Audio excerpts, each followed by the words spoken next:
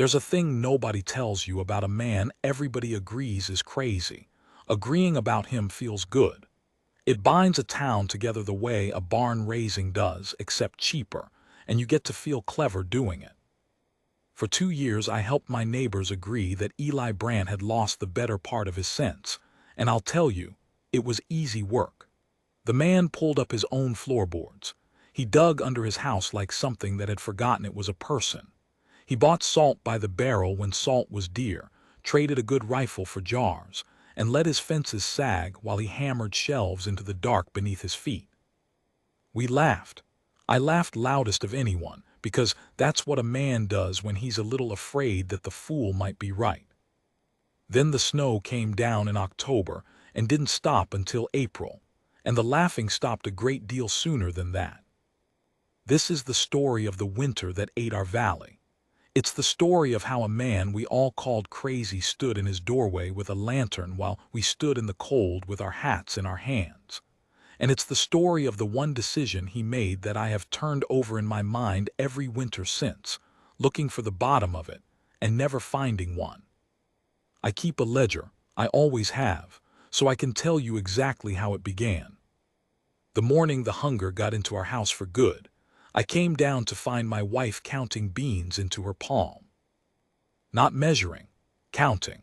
One at a time, her lips moving, the way you'd count coins you knew weren't enough.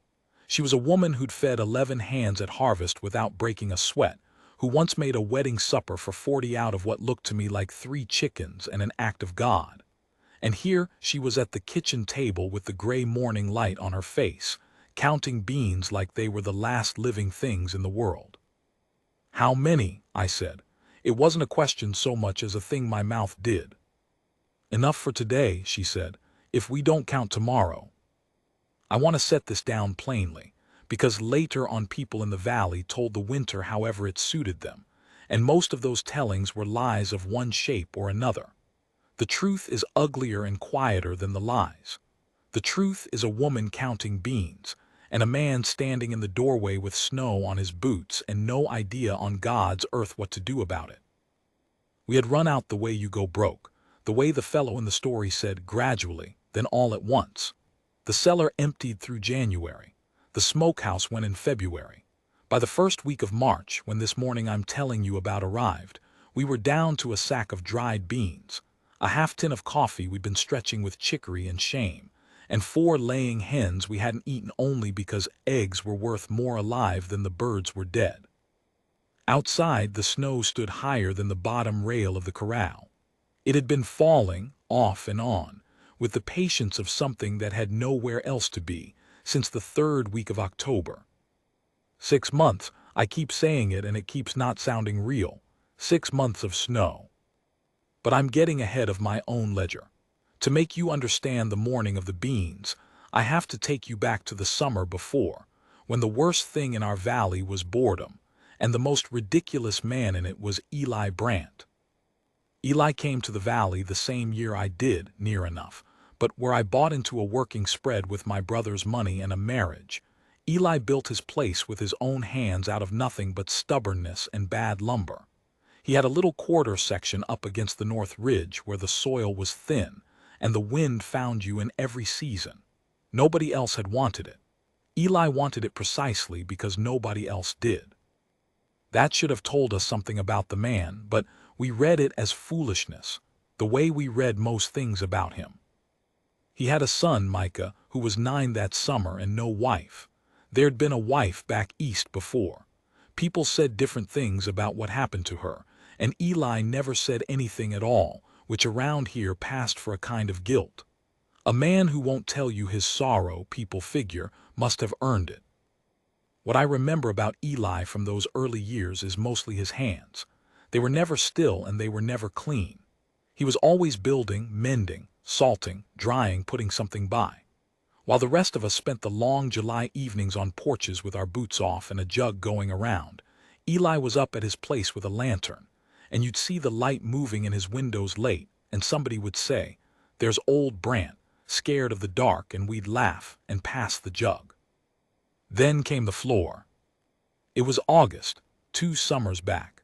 when Tom Prout rode up to my place wearing the particular grin of a man carrying gossip he can hardly hold. "You got to come see," he said. "Brant's gone and pulled up his own floor." I rode over with him because in a valley like ours, free entertainment is free entertainment. And it was true. Eli had taken up the floorboards of his main room, good planking, the best in the house, and underneath he dug. Not a root cellar like a sensible man keeps. A room. A whole second room down in the cold earth, shored up with timber, lined with shelves, dry as a bone and big enough to stand in. He was down in it when we came, his head and shoulders below the level of the floor, passing jars up to Micah, who lined them on the boards like little soldiers. "What in the world, Eli?" I said. He looked up at me. He had dirt in the creases of his face and a calm in him I didn't understand and didn't like. "Putting food by," he said. "That's a sight more food than two folks eat in a winter." "Than two folks eat in a winter," he agreed. "Yes." Prout, behind me, made the sound a man makes when he's decided someone's beyond help. "What were you fixing to do, Brant? Feed the whole territory?" Eli didn't answer that. He just went back down into his hole and passed up another jar. I remember the jar caught the light coming through the open door, and there was something in it, peaches, I think, swimming gold, and I remember thinking, even through all my fine certainty that the man was cracked, that it was a beautiful thing to see. A jar of summer, going down into the dark to wait. I didn't say that to Prout. We rode home and I let him do the laughing for both of us, and I told the story at supper and my wife laughed too, and that was that. Crazy Eli Brant and his underground room. It became one of the things the valley agreed on. What I didn't tell anybody, what I'm only telling you now, with all the rest of it gone the way it's gone, is that I rode back up there alone, a week later on a Sunday, with no good reason I could have named. Eli was on his porch mending a harness. He didn't seem surprised to see me. He never seemed surprised by anything, which I came to understand much later was its own kind of clue. "Couldn't figure you," I told him, getting down. "That's the truth of it, came back to figure you." He set the harness aside. "Sit then." I sat, and he told me about the old man. His name was Dasodahi, though Eli called him by a shorter version, and he was Apache, of the bands that had been in that country 1,000 years before the first of us thought to want it. By the time I'm telling you about, most of those people were gone from the valley, driven off, died off, moved onto land the government had decided they could keep until it decided otherwise. But a few old ones still lived at the edges of things, in the high broken country up past the North Ridge where nobody white wanted to go, and nothing would grow but the patience of stones. Dasoda was one of those. He kept a few goats and traded for what he couldn't make, and he and Eli had fallen into a slow friendship over 2 seasons of that trade, a careful thing, built mostly of small, honest dealings, and the kind of silence 2 solitary men can share without it turning sour. "He reads the country," Eli told me, "the way you and I read a printed page. Better, he doesn't have to think about it." He turned his coffee cup in his hands. "Last fall he told me the next winter, this coming one, was going to be a long one, a killing one. He'd seen it building for 2 years, he said. The way the deer came down early, the fat on the bears, the beaver building their lodges high and thick, the geese leaving near a month before they ought. He'd seen a winter like it twice in his life, and both times it took people who weren't ready. I'll be honest with you. Sitting on that porch, I didn't believe a word of it. Not because I thought Eli was lying, because the whole frame of it was foreign to me. The idea that a man could look at a beaver's lodge and a goose's wing and read next year's weather off them like a telegram. I came from a world where you got your weather from an almanac printed in Philadelphia by men who'd never seen our valley. And I trusted that almanac the way you trust anything that comes in print, which is to say more than it ever earned. "And you believe him," I said. Eli was quiet a moment. The wind worked at the North Ridge above us. "I believe," he said finally, "that he has lived in this country since before my grandfather was born, and that his father and his father's father lived in it before him, and that everything they know they had to know or die. And I believe that I've lived here 6 years and I get my weather from a book printed by men in a city I've never been to. He looked at me. Which of those would you bet your boy's life on? I didn't have an answer for that. I have spent a good portion of the years since not having an answer for that. I rode home that Sunday and I told nobody where I'd been. And when the valley laughed about crazy Eli Brandt and his hole in the ground, I laughed along, because it was easier, and because believing him would have meant doing something, and I was a man with a full smokehouse and a fuller sense of my own good judgment, and doing something seemed a great deal like admitting I'd been wrong. That was the first decision I made that winter, though it didn't feel like a decision at the time. The worst ones never do. They feel like just going on the way you were going. The snow started the 3rd week of October. I remember it because we'd been having a fine warm autumn, an Indian summer that had everybody in the valley feeling generous and lazy, and a few of us had even started in on a new round of Eli jokes. Guess old Brandt quotell be eating his peaches alone again, ha ha. The corn was in. The hay was stacked. We were rich men. In the small way a valley like ours could make a man feel rich, and we were enjoying it. Then one night the wind swung around to the north and came down off the high country with a smell on it I didn't have a name for, and in the morning there was snow on the ridges, and by noon there was snow in the valley, and it did not particularly stop. The first storm dropped a foot. That's a lot for October, but not unheard of, and we shrugged it off. Early winter, we said, be a green spring. The second storm, a week behind it, dropped 2 feet, and the cold that came in behind that one had teeth. It froze the creek solid where it had never frozen solid in my time. It killed 3 of Pruett Quotes calves where they stood. And it did not let up the way weather is supposed to let up. That brief blue breath of warmth between storms that lets a man dig out and tend his stock and tell himself it's passing. It just kept coming. By the middle of November, we'd stopped saying early winter and started not saying much of anything. The road to town was gone, not blocked, gone, 12 feet of snow over where it used to be, and the one fellow who tried to ride out for supplies came back 2 days later half froze and empty-handed, having got 4 miles and turned around for his life. The mail stopped. News of the wider world stopped. As far as our valley knew, the rest of America might have ceased to exist, and there were days deep in it when I half believed it had, that the whole country was buried, that we were the last people left, counting beans in the dark at the bottom of the world. I'm a man who likes a number, so let me give you one. In an ordinary winter, our valley might see 4, 5 feet of snow across the whole season, and rarely more than a foot or 2 on the ground at once. That winter we had snow on the ground without a single bare day from the 3rd week of October to the 2nd week of April. 6 months. At the deep of it, in February, a man could walk from my barn roof to the top of the corral without going downhill. The fences were under it. The wagons were under it. Half the smaller outbuildings in the valley collapsed under the weight of it, and we lost good animals that way, crushed in the night, and would wake to find a roof gone down and have to dig out what was left, which was usually nothing worth digging for. But the snow itself, I want you to understand, was not the thing that broke us. The cold was bad and the snow was worse, but a valley can survive a hard winter if it's fed. We were not fed. That was the thing nobody had counted on, because nobody but a crazy man had counted at all. Here is how it works and how it had always worked, and how we'd all just quietly assumed it would keep working. You put up enough to get through an ordinary winter, plus a little for safety, and then come the first thaw you ride to town and resupply.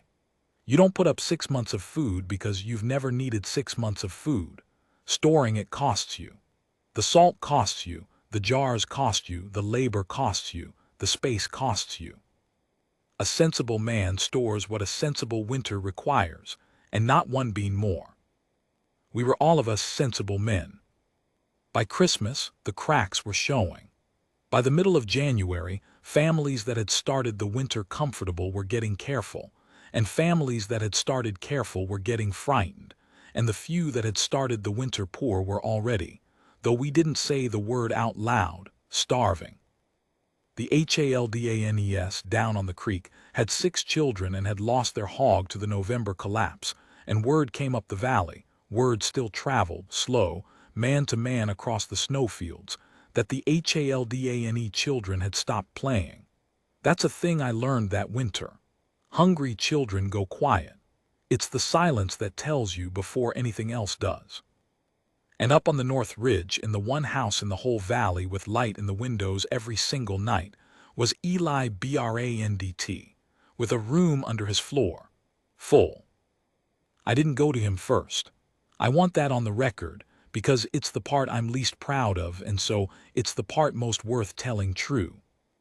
The first man who went up to Eli Brandt's place with his hat in his hand was Tom Pruett, the same Tom Pruett who'd ridden grinning to my house 2 summers back to tell me Brandt had pulled up his floor. He went up there in the 3rd week of January, on snowshoes, having lost the last of his stored corn to mold and his nerve to the cold. He went up there to a man he'd called crazy to his face, more times than either of them could count, and he asked him for food. And here is the thing about Eli Brandt that I have never been able to fit comfortably into the story, the splinter in it that won't work its way out. He gave it to him. Pruett came back down off the ridge with a sack of beans and a side of bacon and a jar of those gold peaches, and he sat in his cold kitchen and he wept, and he told his wife, and his wife told mine across the snow the way news traveled that winter, and by the next morning the whole valley knew 2 things it had not known the day before. The first was that Eli Brandt had food, a great deal of it. The second was that he was giving it away. I have thought a long time about why that second thing frightened people instead of relieving them. You'd think a valley full of hungry families would have heard the crazy man is sharing his stores and felt the floor come up under their feet again. Some did, but a lot of folks, and I'll put myself on the list, because I was one of them, heard it and felt something closer to dread. Because if Eli Brandt had been right, then we had been wrong. And if we'd been wrong about this, the one thing that now mattered more than anything else in the world, the thing our children's lives hung on, then what did that make us? What did it make me, who'd ridden up that ridge in secret and heard the whole truth of it from the man's own mouth and ridden home and laughed? It is a terrible thing to need a man you've spent 2 years making a fool of. It is worse to deserve the need. And it is worse still, and this is the part I'm coming to, the part that is really the heart of all 3 of these long accounts I mean to set down. It is worse still to be standing in your own kitchen, watching your wife count beans into her palm, knowing there is a room full of gold peaches up on the North Ridge, and knowing too that the man who owns them owes you exactly nothing, and that whatever he chooses to do, he will be choosing it about you. The morning of the beans, I made the second real decision of that winter. I'd carry it differently than the first. I got my coat. I got my snowshoes down off the wall, the ones I'd bought from a trapper years back and never thought I'd have a use for. My wife watched me from the table with her palms still full of beans, and she didn't ask where I was going, because there was only one place in the valley left to go. "Tom," she said when I was at the door. I turned. She didn't say anything for a moment. Then she said, "He was right, wasn't he, all this time?" The snow had started up again outside, soft and steady, and without any apparent intention of ever stopping, up on the North Ridge. Though I couldn't see it from our door, I knew there was a light in a window, and a man underneath it, and a room full of summer down in the dark. "Yes," I said, "he was right." And I went out into the cold to go and tell him so. The climb to the North Ridge took me the better part of a day, and it nearly took more than that. I am not a young man, and I had not strapped on snowshoes in 15 years, and the country between my place and Eli's was a country I no longer recognized. Landmarks I'd ridden past 1,000 times were gone under the snow. The big cottonwood by the Halding Creek crossing gone, just a single black branch sticking up out of a white field like the hand of something drowning. The fence lines gone. The road gone. I walked across the buried tops of my whole life, and I had to navigate by the ridge itself, the one thing too big for the snow to swallow, and even the ridge looked changed, softened, made strange. I'll tell you what the cold is like, deep in a winter like that one, because people who haven't felt it think they understand it and they don't. It isn't pain exactly. Pain would be a mercy, because pain is the body still arguing. The deep cold is past arguing. It comes into you slow and it makes you agreeable. It tells you reasonably, kindly, that you might sit down here in this nice soft snow and rest a minute, just a minute, and the terrible thing is how sensible it sounds. I sat down twice on that climb. Both times I had to talk myself back up the way you'd talk a frightened animal, out loud, foolish, my own breath freezing in my beard, and both times I thought about my wife at the table with her palm full of beans, and I got up. I have wondered since how many men that winter sat down in the snow to rest a minute and found the argument too reasonable to win. The valley never got a true count. The snow keeps its own ledger, and it doesn't share. It was full dark when I came up the last pitch to Eli's place, and the first thing I saw before the house, before anything, was the light. One window, gold and steady, a little square of warmth hung in all that black and cold like the last lit thing in creation. I stood in his yard a moment just looking at it. I had been cold and frightened so long that the sight of a warm window did something to me I wasn't ready for. And I'm not ashamed to tell you I had to get hold of myself before I could go and knock. Eli opened the door with a rifle in one hand, not pointed at me, just in his hand, the way a man holds a thing he's learned he might need. When he saw my face, he set it against the wall. "Tom Reedy," he said, "come a long way." "Eli," I said. My voice came out wrong, cracked from the cold and from something else. "I came to tell you you were right." He looked at me a long moment in the lamplight. Behind him I could see Micah at the table, the boy grown thin like all our children, but not the terrible thin, not the Halding thin, and the room was warm, and there was a smell coming out of that house that near brought me to my knees, wood smoke and coffee, and something cooking, beans and bacon, the smell of a fed house, a thing I'd half forgotten existed. "I know I was right," Eli said. There was no meanness in it. That was the thing about Eli I kept running up against. A lesser man, and I include myself in the count of lesser men, would have had 2 years of jokes to pay back, and here was his chance. The whole valley come crawling, and he just said it plain like he was telling me the time. I know I was right. And then he stepped back from the door and said, "Come in out of it, Tom. You look about done." I want to tell this next part carefully, because it's the part the valley most argued about afterward, and I'm one of the few who was in the room for it. Inside, over coffee, real coffee, the first I'd had in a month, and I cupped it in both hands like a sacrament. Eli told me what he'd already worked out, alone up there on his ridge, while the rest of us were still down in our houses being frightened. "It won't be enough," he said. "What won't?" "What I put by." He turned his cup. He had a way of turning a cup when he was thinking. I'd noticed it on his porch 2 summers back, and I noticed it now. "I put by for a long winter. DeSoto told me long, so I planned long. What I didn't plan for," and here something crossed his face, the first crack I'd seen in that maddening calm of his, "what I didn't plan for was the whole valley. I've got enough to carry 2 people clear to spring with room to spare. I have not got enough to carry 40 families, not even close to it." I sat with that, down in the warm and the coffee smell, with my body finally stopping its shaking.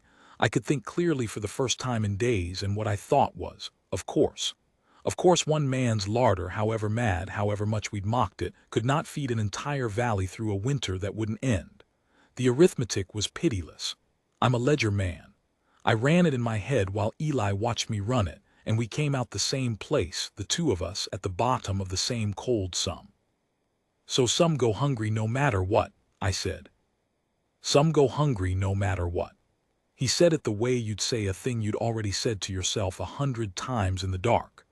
The question I've been living with, Tom, the question I've been chewing on up here every night while you all were down there laughing at me. And there it was, the first and only flash of it, gone as quick as it came, is which sum? And whether it's mine to decide. Here is the bargain Eli Brandt offered the valley. I set it down as near to his own words as my memory holds them, because it mattered, and because in all the tellings afterward people put words in his mouth he never said. He would open his stores. Not sell, open. He'd take no money, because money was no good to a dead man, and he said he'd not get rich off a graveyard. But he would not simply hand it out at the door to whoever came. First come and the devil take the slow, because that way the strong and the near and the bold would eat, and the weak and the far and the frightened would starve. And he'd not have built a room full of summer for 2 years just to feed it to whoever could shove hardest. What he wanted was this, that the valley organize, that every family send one able body up the ridge, and that those bodies form into parties, and that the food go out, carried down the mountain on backs and sledges to the families that couldn't climb, the old, the sick, the ones with too many children and not enough legs. The Haldings first, the weakest first. And that it be rationed, counted, measured to make it stretch the furthest, with every family getting the same by the head, the strong man's portion no bigger than the orphan's. It still won't be enough, he said again.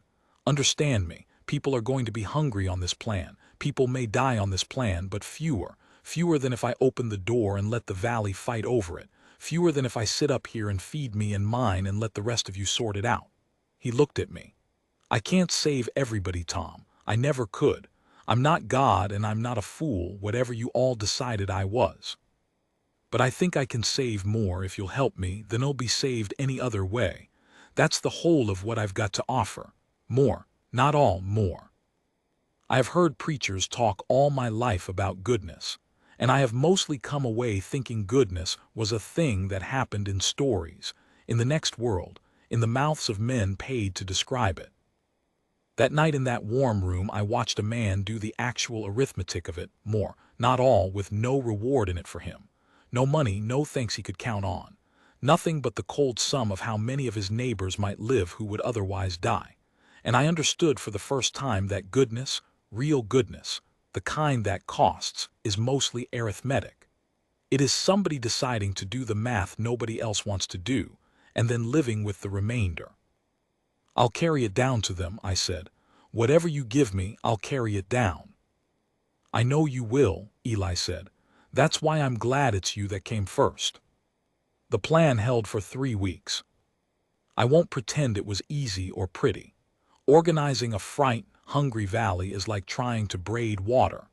There were men who didn't want to take orders from crazy Brandt on principle, even now, even starving, especially starving, because hunger makes a man proud in the worst way, defensive of the little dignity he's got left. There were families who thought their need was greater than the next family's and said so loud. There was old Caleb Voss, who'd lost his wife in November and his mind a little along with her, who stood up at the first gathering and called the whole thing a swindle, said Brandt meant to make us all his servants, said no white man should beg bread off a hole in the ground a heathen taught him to dig, and there were nods at that last part. God help us, even then, even there. The poison in some men runs deeper than hunger can reach. But it held. It held because most people, when you give them a clear thing to do and a fair share to do it for, will do the thing. We formed our parties. We ran the routes. I led the creek run myself, down to the Haldings first the way Eli wanted, and I will carry to my own grave the picture of Mrs. Halding opening her door to me with a sack of beans and a side of bacon on my back, and the way she didn't speak, just put her hand over her mouth, and behind her the 6 children turning their heads, and the youngest one, a girl of about 4, making a sound I'd not heard a child make in 2 months. Laughing. The littlest Halding laughed at the smell of bacon, and her mother put her hand over her mouth and wept without a sound, and I stood in that doorway with the cold at my back and the warm rushing out past me, and I thought, this is the best thing I have ever been part of in my life. And I almost wasn't part of it at all, because I laughed at a man for 2 years instead of believing him for one afternoon. We rationed hard. Eli oversaw the measuring himself, with Micah keeping the count in a child's careful hand in a ledger of his own. I liked the boy for that, a ledger man in the making, and we made that room of summer stretch and stretch. People were hungry. Nobody was full. But for 3 weeks in the deep black middle of February, nobody in our valley starved, and that is a sentence I did not think I would get to write back on the morning of the beans. Then the Tolliver brothers came up the ridge. I should tell you about the Tollivers, though I'd rather not, because they're the part of this that doesn't fit the kind of story people want to hear about hard winters and good neighbors. They lived at the far south end of the valley, 3 brothers and no women, on land they half worked and half let go, and they'd had a reputation before the snow ever fell, for cattle that wandered onto their place and never wandered off, for a stranger or two who'd passed through and not been heard from since. Hard men. The kind of hard that isn't forged by hardship but just grows that way, like a knot in bad wood. They'd taken their rations like everyone else at first, but the Tollivers were not men built to take a fair share when they could see there was more, and they'd done their own arithmetic, the way Eli had done his, except their sum came out somewhere uglier. They'd worked out that there was a room full of food on the North Ridge guarded by one widower, one boy, and whatever volunteers happened to be up there on a given day. And they'd worked out that the only thing standing between them and all of it was the plan, the fairness, the rationing, the agreement, the thin braided water of it. They came up on a gray afternoon when there were just 4 of us at Eli's place loading sledges, me, Eli, Micah, and a steady young fellow named Pell. We heard them before we saw them, the crunch of snowshoes coming up hard and fast, and Eli straightened from the sledge and got very still, and I saw him glance at the rifle leaning by the door, and I saw him decide not to go for it, and I have thought a great deal about that decision too. The oldest Tolliver, Burke, came into the yard with a pistol already in his hand, not raised, just in his hand the way Eli had held the rifle the night I came, except that when Eli held a gun in his hand it meant I am ready to defend, and when Burke Tolliver held one it meant I am ready to take. The same gesture, 2 different men. I've turned that over too. Heard you was running a charity, Brant, Burke said. His brothers fanned out behind him in the snow. Heard you was the big man of the valley now, feeding the widows and orphans. He smiled. It was not a thing you wanted aimed at you. We come to make a withdrawal. There's a plan, Burke, Eli said. His voice was level. Everybody gets a share. Your share's the same as the Haldings. You've been taking it. Our share, Burke turned his head and spat in the snow, same as a widow with 6 brats, same as that old fool Voss, while you sit up here on a mountain of it. He took a step. No, I don't think so. I think me and my brothers are going to go down in that hole of yours and we're going to take what we figure's our share, and our figure's a sight bigger'n yours. And here is the moment. Here is the morally heavy thing, the decision at the center of all of this, the one I've turned over every winter since and never found the bottom of. Eli Brant looked at Burke Tolliver and his 2 brothers and their guns. He looked at me and at Pell, neither of us armed, both of us frozen. He looked at his boy Micah, who had gone white and small behind the sledge. And then Eli did the thing I did not expect, the thing none of us expected, the thing Burke Tolliver least of all expected. He stepped aside. Go on then, Eli said, quiet. The door's open, it's always been open, take what you want. Burke blinked. Whatever he'd braced for a fight, a plea, a man defending his hoard, it wasn't that. What? You heard me, go take it. But I'm going to tell you what you're taking before you take it because I figure a man ought to know. Eli's voice never rose. That was the terrible power of it, how quiet it stayed. You take more than your share, somebody downstream of you doesn't get theirs. That's not a threat, Burke, it's just the arithmetic. There's a number of mouths and a number of beans, and the second one's smaller than the first. So when you go down in that hole and load up your sledge, you're not taking it from me. I've got mine. You're taking it from the Halding children, from little Voss, from whoever's at the bottom of the count when the count comes up short.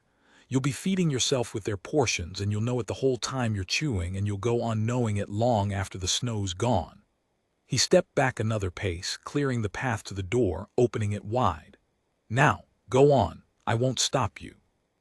I just wanted you to take it with your eyes open.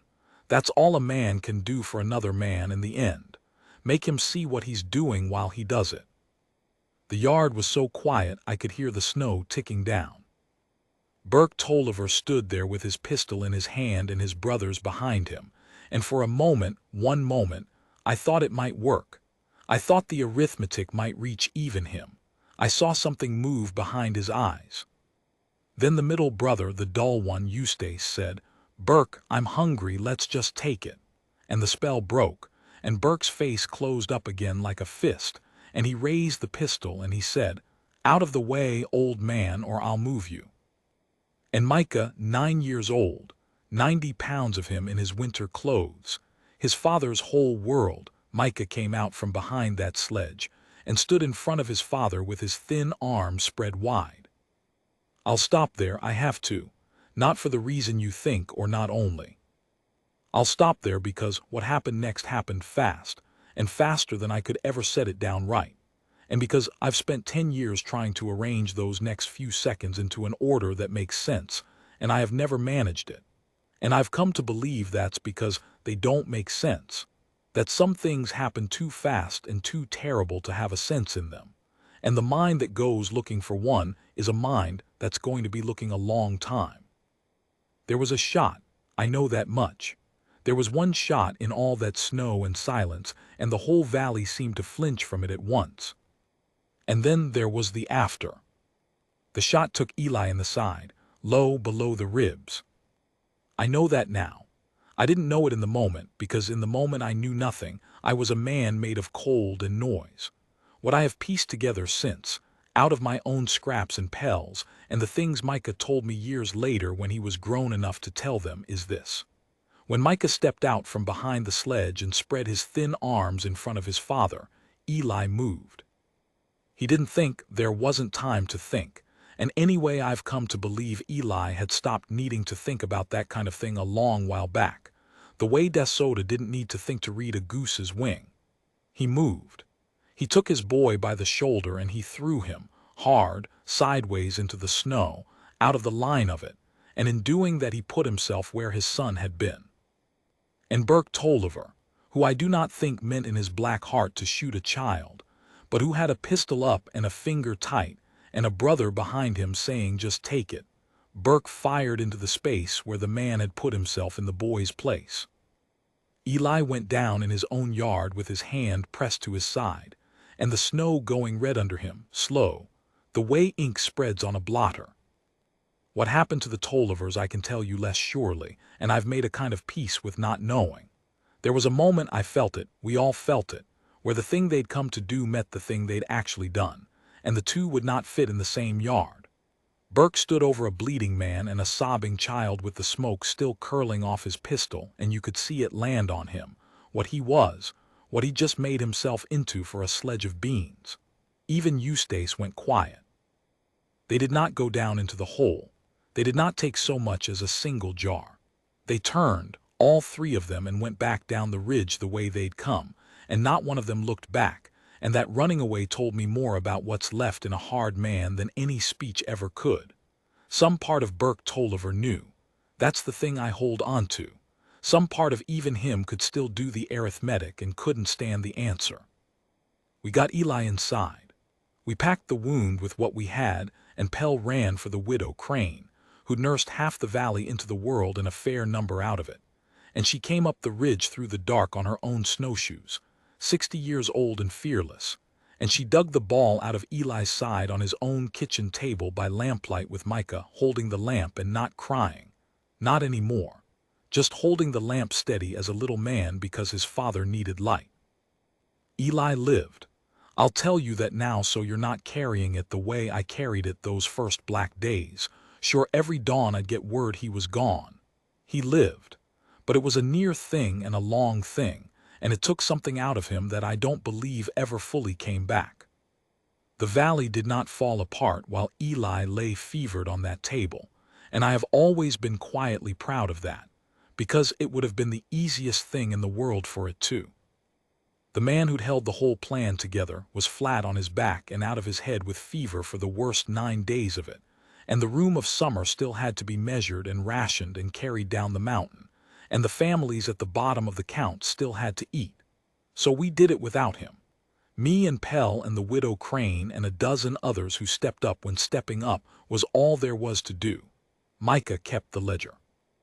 9 years old, his father dying in the next room, and that boy sat at the table every night and counted the beans and the bacon and the jars of peaches in his careful hand, and made it stretch, and made it fair, because his father had taught him that fair was the whole of it, and because counting was the one thing he could do for the man on the table. I think it healed something in the valley those 9 days. I think a place that has spent 2 years agreeing a man is crazy needs, somewhere down in its conscience, to prove it can carry the thing he started without him, to earn, a little, the help it took. We carried it. Nobody starved in those 9 days who hadn't been starving before. When Eli's fever finally broke and he came back to himself, weak as water, the first thing he asked was the count, and Micah read it to him off the ledger, and Eli listened to the whole of it, and then he closed his eyes and said, "Good, that's good. You did it right." And the boy who had not cried through the shooting or the surgery or the 9 days, the boy cried then. I had to step outside. A man's got to leave a father and a son alone with a thing like that. March was the cruelest month, and I'll wager that surprises you, because you'd think the worst of a winter is the deep of it, the January black. But the deep of a winter still has its own grim momentum. You're in it. You're enduring. The enduring gives you something to do. March is when the enduring starts to run out before the winter does. March is the long, slow place where hope and supplies thin down at about the same rate, and you start to do the arithmetic of will we make it, and the answer keeps coming up maybe. We lost people in March. Not many, but each one a whole world. We lost a caudal baby, the youngest, who'd been sickly from birth and whom no amount of beans could have saved, but try telling that to a mother. And we lost old Caleb Voss, who'd called Eli's plan a swindle back at the start, the grief-cracked old man who'd lost his wife in November. We lost him to the cold one night in the middle of March when he walked out of his house in his night clothes and didn't come back. Nobody saw him go. The snow took him the way it had been taking men quietly all winter, the reasonable cold whispering sit down, rest a minute, and old Voss, who'd had nothing left to walk back toward, must have found the argument too easy to win. We didn't find him in March. The snow was still too deep. We found him in April when it broke. The thaw, when it finally came the way the snow had come, not all at once, but with a kind of patience, a slow change of mind in the sky. There was a morning in the second week of April when I walked out and the air had a smell in it I'd forgotten, the way you forget the face of someone long gone, and then it comes back all at once and undoes you. It was the smell of mud, wet earth, living ground. I stood in my yard and breathed it like a man surfacing from deep water, and down the valley I heard a sound I hadn't heard in 6 months, running water. The creek, somewhere under all that white, had started to move again. The melt was its own slow torture, because the snow gave up its dead as it went. The big cottonwood by the Halding crossing came back branch by branch, black and dripping, and the fences came back, and the road came back, and the roofs of buried sheds came back, and so did old Caleb Voss, found by a melt hedge a 1/4 mile from his own door, curled up small and peaceful as if he'd only lain down to rest, which I suppose in the end he had. We buried him next to his wife as soon as the ground would take a spade. There was a strange grief in those April burials that I've never felt the equal of, the grief of the survivor, which is a guilty grief, a grief that keeps catching itself being glad. You stand at a graveside in the thaw and you mourn the man in the ground, and underneath it, traitor that you are, some animal part of you is singing, "I lived, I lived, I lived." The room of summer carried us, just barely. By the last weeks before the road opened to town, we were down to the scrapings of it, the last jars, the bottoms of the barrels, and Eli, up and about by then, thin and slow, and pressing a hand to his side when he thought no one was looking. Eli measured out those last scrapings the same way he'd measured the first, fair to the bean, the strong man's portion no bigger than the orphan's. We made it. 40-some families went into that winter, and we came out the other side having lost, by my ledger, and I kept it careful, 11 souls.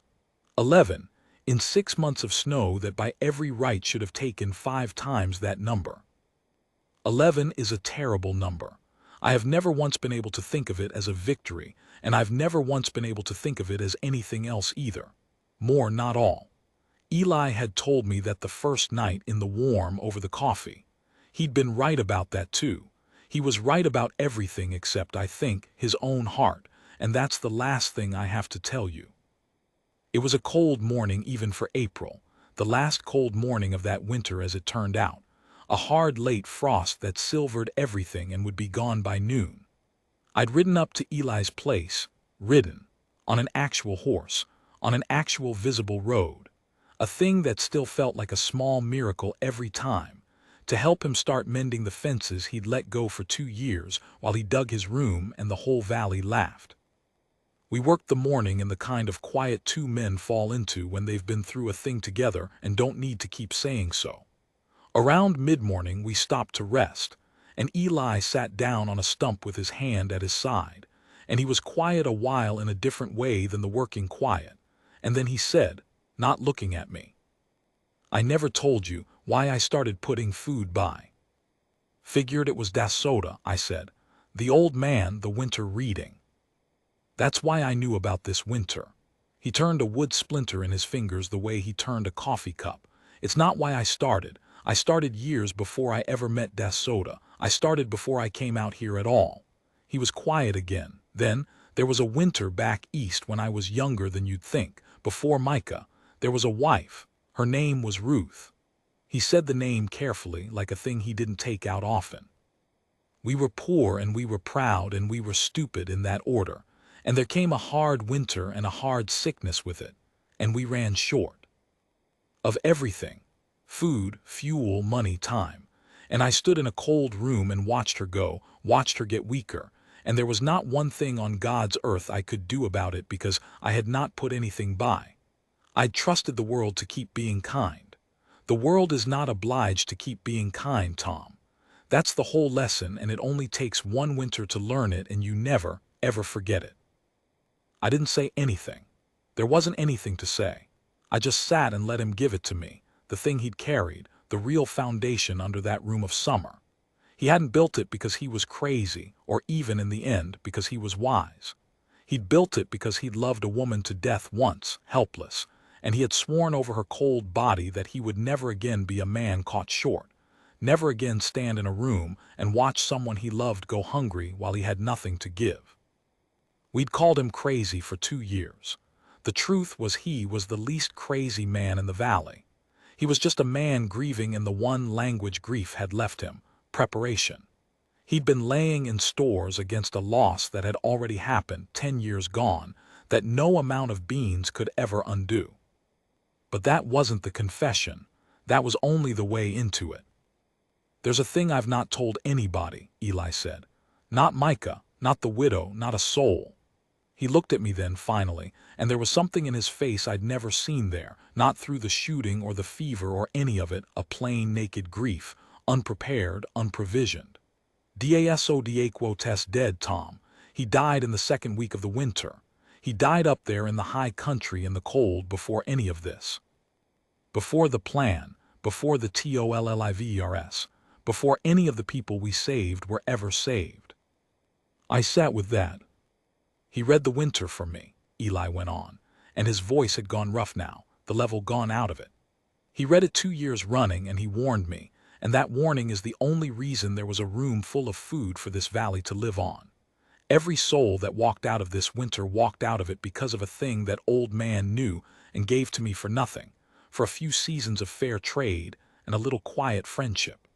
The whole valley owes him their lives, and the whole valley doesn't even know his name." He pressed his hand to his side. "And here's the part I can't put down. When the snow started, when I knew, when I had it confirmed in the worst way that he'd been right, I went up there, up to his place in the high country to bring him down. I had room. I had food. I had a warm house. I had everything a man needs to carry one old friend through a hard winter. I went up to bring him down to it. And he wouldn't come. Eli's jaw worked. He thanked me. He understood exactly what I was offering and exactly what it would cost me, and he wouldn't come, and I have spent every night since trying to decide if I should made him. He said Eli stopped, started again. He said the high country was his and he'd not leave it to die in a white man's house, however kind. He said he'd seen many winters and this would be his last, and he knew it and he was ready for it, and a man ought to be allowed to meet his own winter in his own country. And I stood there, Tom, and I let an old man talk me into leaving him alone on a mountain to die because I told myself it was his to choose. His to choose. He laughed, and it was a terrible sound, nothing like a laugh. I'm so good at the arithmetic. More, not all. I can count the beans and tell you exactly how many we can save, and I can stand there and make Burke Tolliver see the children he's stealing from. But when it was just me and one old man and a choice, I did the math that let me ride back down the mountain alone. I told myself respect. I've wondered every day since whether it was just that going up a second time was hard, and the food I'd have spent on him was food for somebody else. And the truth, the real truth at the very bottom of it, his voice broke clean in half, is that I don't know. I will go to my own grave not knowing whether I honored that old man or whether I just let myself off the hook and dressed it up in respect. And he's the reason every one of us is alive, and nobody knows his name. The frost was already going off the fence rails between us. The sun was coming up over the ridge that had killed him, the ridge none of us white men ever wanted, the ridge an old man had chosen to die on rather than leave. I know his name, I said. It was all I had. You just told it to me. Eli looked at me a long moment. Dasodaha, he said. Say it back to me. Dasodaha. He nodded, slow, and turned away, and went back to mending the fence, and we did not speak of it again that day or any day after. We went up into the high country together in May, when the last of the snow had pulled back into the shadowed places, and we found what the winter had left of the old man, and we buried him properly, the two of us, in the ground he'd chosen, facing the country he'd loved and refused to leave. Eli said some words. I don't know whose words they were or whose God they were meant for, Eli's or Dasoda quotes, or just two men's, said into the wind because the silence was unbearable otherwise. Then we stood there a while, and then we came back down. I've kept the name. I say it to my grandchildren now when the snow comes. There was a man named Dasodah, and you are warm tonight because of a thing he knew, and they don't understand. They're too young. They nod and run off to play, and that's all right. The young are supposed to take the warm for granted. That's what the warm is for. Somebody older has to remember the cost, and I suppose that's a job too. And I suppose it's fallen to me, ledger man that I am, the man who keeps the count. Eli's gone now these 3 years. Micah has the place and a wife, and a floor with a room under it that he keeps full, fair to the bean, the way his father taught him, the way I expect his own children will keep it after him. The valley doesn't call it crazy anymore. The valley calls it the Brandt way, and there's not a household in it now that doesn't lay in more than a sensible winter requires, and the ones who remember why don't laugh, and the ones too young to remember are starting to, a little, the way the young will. Why so much, they say, we've never needed half of it. And the old ones among us, the ones who counted beans into our palms in the black of that March, we just look at them, and we don't say much because there's no saying it, not really, not so they'd feel it.